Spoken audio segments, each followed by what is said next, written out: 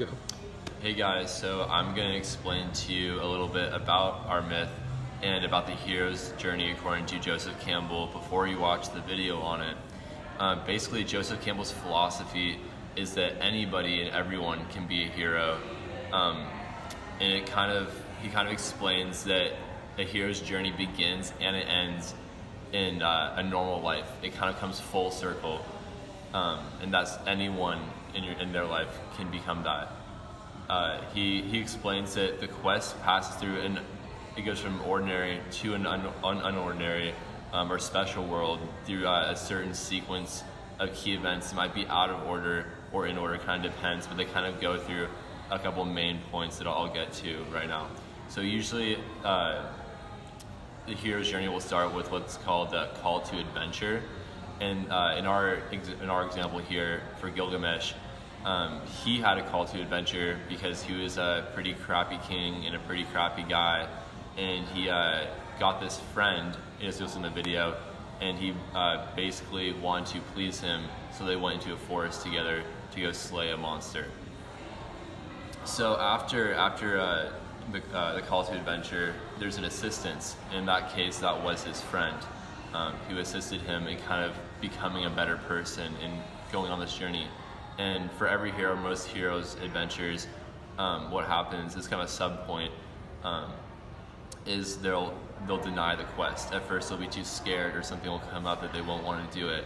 But of course, eventually they always persevere and come through. So after that, they depart for the quest, and departure is kind of the third of the 12 steps. After the departure comes the trials and tribulations. That's kind of like their first smaller hill that they have to climb to and overcome before they get to the big final battle or final thing before their last resolution, as Joseph Campbell likes to put it. So after their trial comes like the approach. It's kind of the climax. This is their worst fear, their biggest demon that they have to face.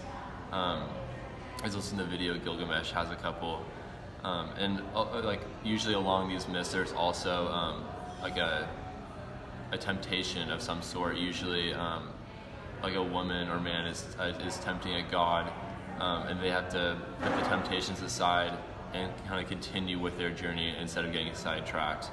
So after that, because that does happen in our story twice, comes the treasure. It's kind of like before the resolution, you get something out of your situation. You slay the monster, you slay the beast, and from that you get the winnings and the spoils. After the treasure is the result, you kind of come to terms with what happened and accept that.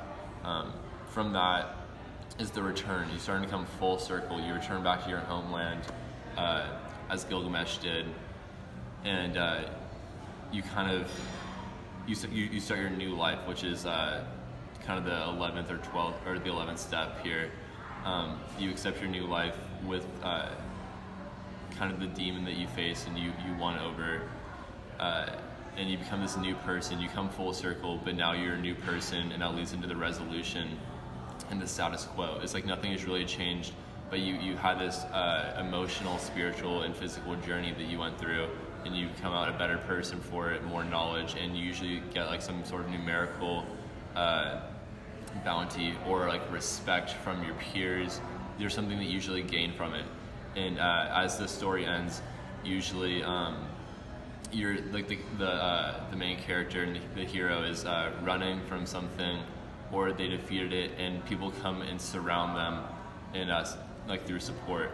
So those are kind of the main points that you're going to see in the video, but I just want to give you a quick rundown of that before it starts. So thanks for listening. Sorry I couldn't be there today.